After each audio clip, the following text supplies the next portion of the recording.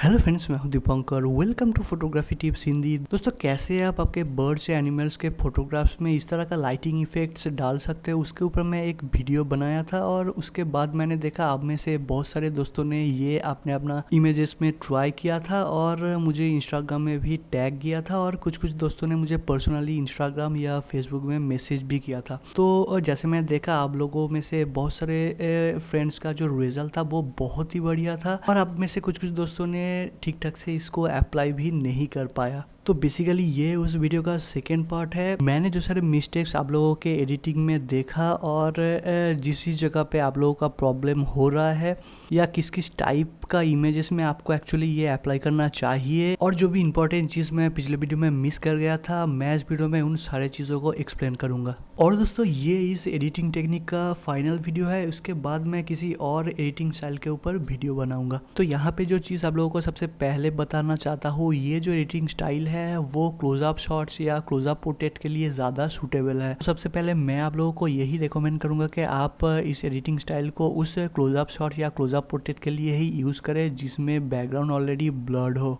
यहाँ पे एक और इम्पॉर्टेंट चीज़ आप लोगों को मैं स्ट्रांगली रिकमेंड करूँगा कि आप लोगों का जो सारे इमेजेस में बैकग्राउंड उतना अच्छा नहीं है या बैकग्राउंड बहुत ही बोरिंग है या बैकग्राउंड बहुत ही ज़्यादा ओवर एक्सपोज्ड है या आप ऑलरेडी ख़राब बैकग्राउंड होने के कारण उस इमेज को रिजेक्ट कर चुके हैं, आप सिर्फ उन सारे इमेजेस में ही ये टेक्निक को फॉलो करके उस इमेज को प्रेजेंटेबल बना सकते हो। और यहाँ पे जो सेकंड चीज़ आप लोगों को मैं बताना चाहता हूँ कि अगर आप फर्स्ट टाइम फोटोशॉप कर रहे हैं तो आपको यहाँ पे थोड़ा सा प्रॉब्लम हो सकता है।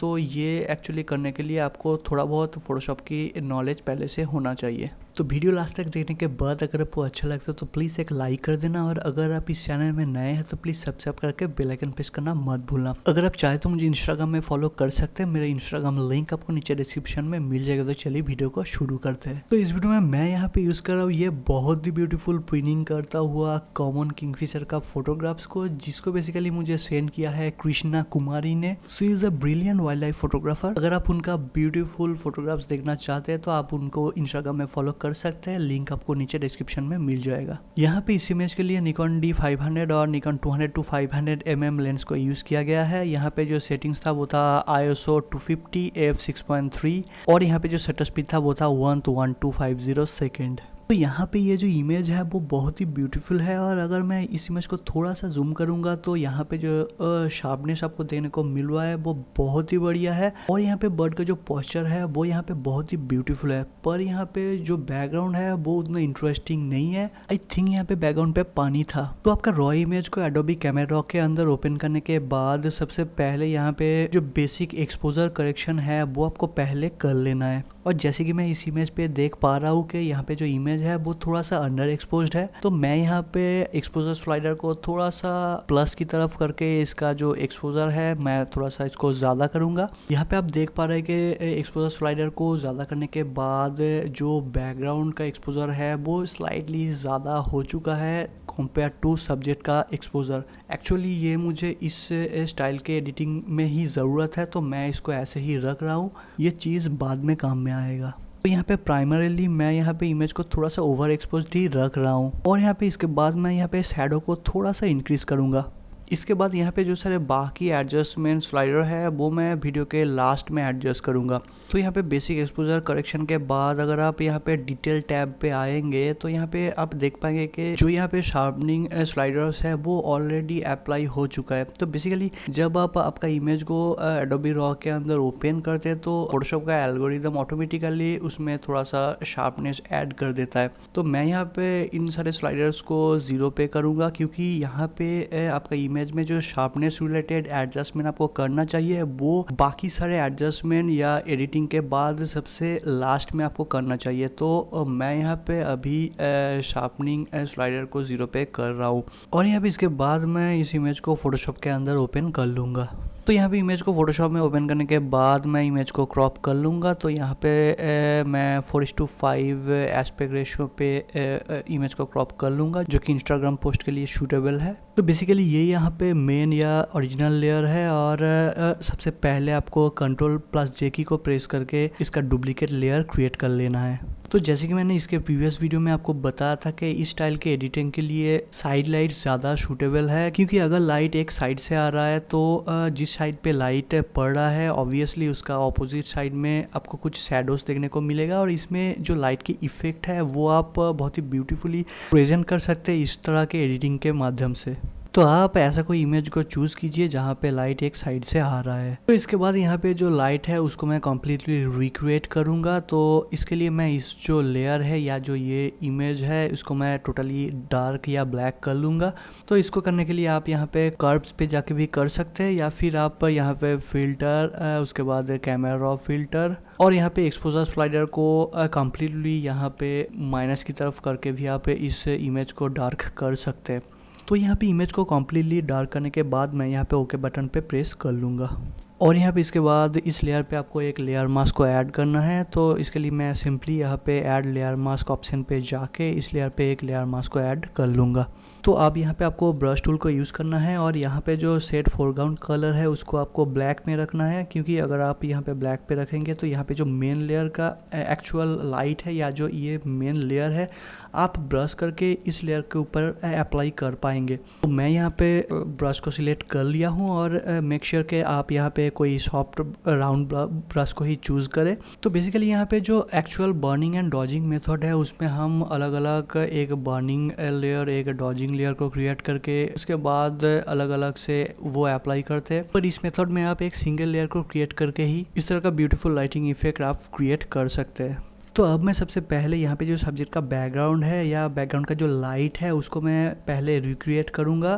तो इस बैकग्राउंड क्रिएट करने के टाइम आपको सब्जेक्ट के ऊपर बिल्कुल भी ध्यान नहीं देना है, आपको सिर्फ बैकग्राउंड में ख्याल रखना है। और यहाँ पे ये जो इमेज है आई थिंक यहाँ पे जो लाइट है वो राइट साइड से ऊपर से पड़ रहा है, तो मैं इस साइड से लाइट को यूज़ करूँगा, और डेफिनेटली इसका जो अपोजिट साइड है उसको मैं डार्क रखूँगा बैकग्राउंड को। तो यहाँ पे बैकग्राउंड को क्रिएट करने के टाइम यहाँ पे जो ब्रश साइज़ है उसको आपको बहुत ही बड़ा रखना है। तो मैं यहाँ पे ब्रश साइज़ को बहुत ही बड़ा करके यहाँ पे ओपेसिटी और फ्लो को 100% में करके यहाँ पे इस कॉर्नर को मैं ब्रश टूल का सेंटर पोर्शन में रख के इस कॉर्नर पे मैं एक क्लिक करूँगा, क्योंकि सॉफ्ट ब्रश का जो इफेक्ट है वो ब्रश के सेंटर पोर्शन में मैक्सिमम होता है और धीरे धीरे एजेस की तरफ कम होता है, इसलिए आपको ये ब्यूटीफुल ट्रांजिशन देखने को मिलता है। आप यहाँ पे बैकग्राउंड को कितना डार्क के अंदर रखना चाहते हैं या कितना ब्राइट रखना चाहते हैं उस हिसाब से आप यहाँ पे ओपेसिटी और फ्लो को चूज़ कीजिए। इसके बाद मैं ओपेसिटी और फ्लो को करीब 40 से 50% के अंदर करके फ्रेम के जो सेंटर पोर्शन है वहाँ पे मैं क्लिक करूँगा, और इसके बाद ओपेसिटी और फ्लो को और भी ज़्यादा कम करके मैं इस कॉर्नर में धीरे धीरे ब्रश करके मैं बैकग्राउंड को क्रिएट करूँगा। तो यहाँ पे बैकग्राउंड को क्रिएट करने के बाद अब आते हैं हमारा मेन सब्जेक्ट पे। तो बेसिकली अब आपको लाइट के हिसाब से सब्जेक्ट का जो ब्राइटनेस है उसको आपको अब क्रिएट करना पड़ेगा। इसका मतलब जिस साइड से लाइट आ रहा है या आप बैकग्राउंड लाइट को जिस साइड से क्रिएट किए हो उस साइड में बर्ड का जो विंग्स का पार्ट है वो डेफिनेटली थोड़ा सा ज़्यादा ब्राइट होगा, और उसके ऑपोजिट साइड में उसके हिसाब से थोड़ा सा कम ब्राइट होगा, या वहाँ पे आपको शैडो क्रिएट करना पड़ेगा। और इस मेथड का ये खास बात है कि आप इस लेयर पे ही आप ये सब कुछ क्रिएट कर पाएंगे। तो अब मैं यहाँ पे ओपेसिटी और फ्लो को करीब 90 से 100% के अंदर रख के यहाँ पे बर्ड के इस पोर्शन में 500%, 600% या उससे भी ज़्यादा जूम करके इस पोर्शन में मैं ब्रश करूँगा, और यहाँ पे मेक श्योर के जो फोरग्राउंड कलर है वो आपको डेफिनेटली ब्लैक रखना चाहिए, और ये करने के टाइम बहुत ही ज़्यादा आपके उस पोर्शन में जूम कर लेना ज़रूरी है, क्योंकि आप जितना जूम करके जितना प्रिसाइसली ब्रश करेंगे आपका जो फाइनल रिजल्ट है वो उतना ज़्यादा रियलिस्टिक होगा। यहाँ पे सब्जेक्ट के ऊपर ब्रश करने के टाइम आपका जो मेन इंपॉर्टेंट चीज़ है ये जो ब्रश टूल है वो सब्जेक्ट से बाहर ब्लीड ना करे। अगर ये सब्जेक्ट के बाहर चला जाता है तो ये कुछ इस तरह का आपको देखने को लगता है। मुझे आप लोगों का कुछ एडिटिंग में ऐसा ही रिजल्ट देखने को मिला, तो इसलिए मैं कह रहा हूँ कि जब आप सब्जेक्ट के ऊपर ब्रश करेंगे तो आपका सब्जेक्ट को बहुत ही ज़्यादा जूम कर लेना और बहुत ही धीरे धीरे बहुत ही प्रिसीशन के साथ आप ब्रश करना। यहाँ पे जब आप सब्जेक्ट के ऊपर ब्रश करते करते इस कॉर्नर से इस कॉर्नर तक आएंगे तो उस हिसाब से आप यहाँ पे ओपेसिटी और फ्लो को भी कम करते करते इस साइड पे आपको आना पड़ेगा, क्योंकि जो लाइट है वो इस साइड में आपको थोड़ा सा कम रखना है ताकि आप लाइट का जो इफेक्ट है वो बहुत ही अच्छे तरीके से एक्सप्रेस कर सके।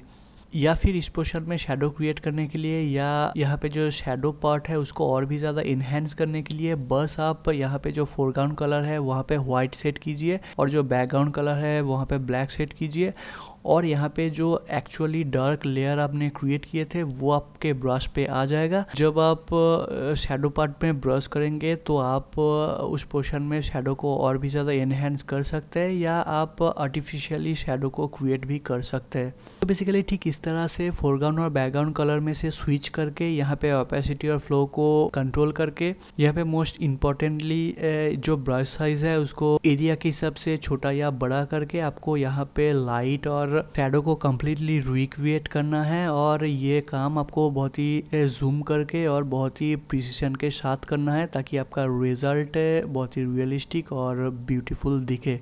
यहाँ पे आपका बर्ड या मेन सब्जेक्ट के अलावा जो सारे बाकी एलिमेंट्स है जैसे कि यहाँ पे जो बैम्बू के ऊपर बर्ड बैठा है वहाँ पे भी आपको सेम तरह से लाइट को और शैडो को क्रिएट करना है। तो यहाँ पे इस लेयर पे होल प्रोसेस कंप्लीट होने के बाद अगर आप चाहते हैं कि बर्ड का कुछ पोर्शन का ब्राइटनेस अगर आप और भी ज़्यादा इंक्रीज करना चाहते हैं जैसे कि बर्ड का आइज का जो ग्लीम है या जिस पोर्शन में बर्ड का लाइट पड़ रहा है वहाँ पे आप अगर और भी ज़्यादा ब्राइट करना चाहते हैं तो आपको सिंपली और एक कर्व एडजस्टमेंट लेयर क्रिएट करना है और यहाँ पे ब्राइटनेस को आपको इंक्रीज करना है और इसके बाद इस लेयर पे एक लेयर मास्क को ऐड कर लेना है और Ctrl+I की को प्रेस करके इस लेयर को आपको इन्वर्ट कर लेना है। और यहाँ पे अब आपको जो फोरग्राउंड कलर है वहाँ पे आपको व्हाइट रखना चाहिए और यहाँ पे ओपेसिटी और फ्लो को कंट्रोल करके और ब्रश साइज को छोटा या बड़ा करके अब बर्ड के फेदर में या आइज का जिस पोर्शन में आप और भी ज़्यादा ब्राइटनेस बढ़ाना चाहते हैं वहाँ पे अगर आप ब्रश करेंगे तो उस पोर्शन का ब्राइटनेस आप और भी ज़्यादा कर सकते हैं। और इसलिए ही मैं वीडियो के शुरू में बता रहा था कि जब आप बेसिक एक्सपोजर करेक्शन कर रहे हैं तब आप अगर इमेज को थोड़ा सा ज़्यादा ओवर एक्सपोज रखते हैं तो आप बाद में आपको ये एक्स्ट्रा लेयर को क्रिएट नहीं करना पड़ेगा। आप उस लेयर पे ही या उस एक लेयर पे ही आप जितना ज़्यादा आप चाहते हैं उतना ब्राइटनेस को आप अचीव कर सकते हैं।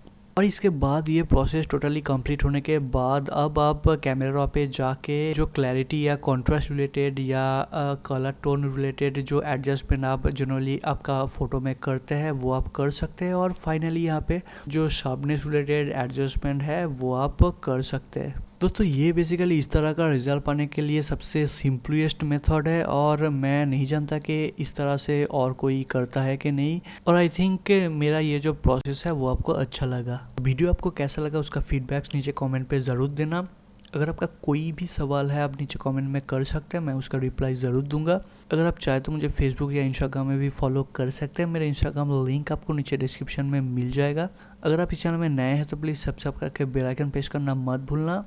तो इस वीडियो में बस इतना ही, मिलता है किसी और वीडियो में।